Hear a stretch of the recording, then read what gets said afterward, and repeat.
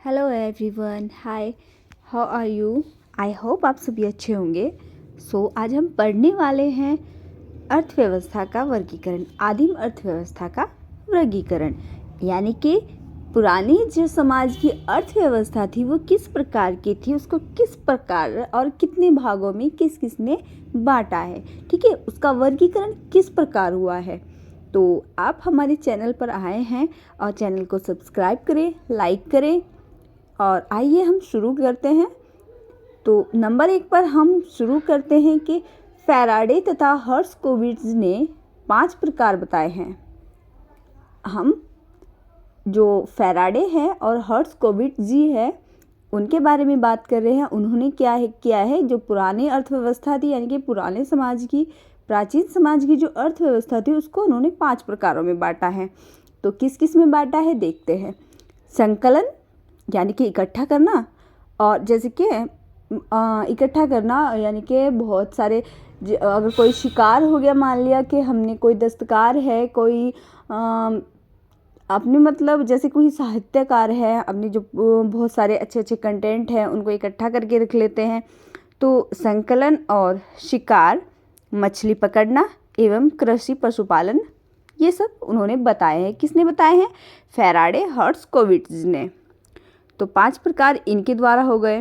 तो एन के बोस ने 3 भागों में बांटा है। एन के बोस ने किन भागों में बांटा है? एक तो शिकारी हो गया। उनका कहना है कि जो आदिम समाज है वो 3 भागों में बटा हुआ था, शिकारी में और मछुआरे एवं संग्राहक में। यानी कि मछुआरे जो थे वो इकट्ठा किया करते थे और जो इकट्ठा करने वाले हैं, ठीक है, उसमें बटा हुआ था। और फिर एक झूम कृषि हो गई और अस्थाई कृषि, इनमें उन्होंने बांटा है 3 भागों में। किसने? एन के बोस ने।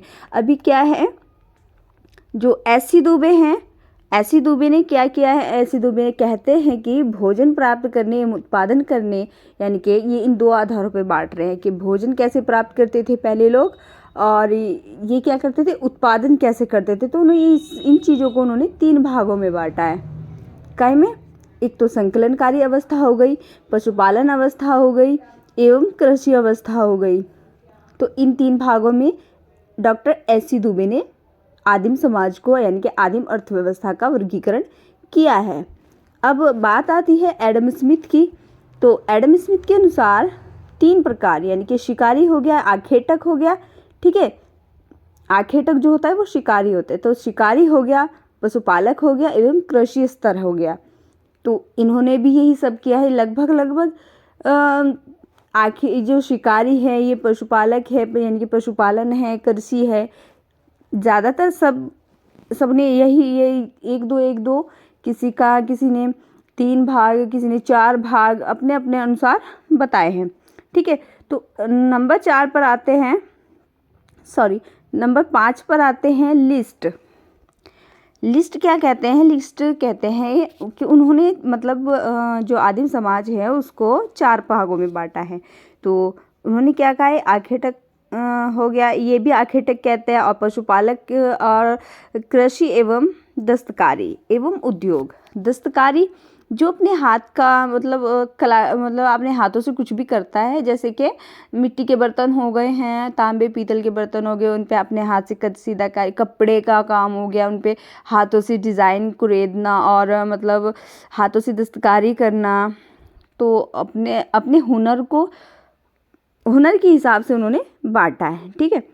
तो ग्रास कहते हैं, ग्रास ने कहते हैं कि आदिम समाज है जो 5 भागों में बटा हुआ था।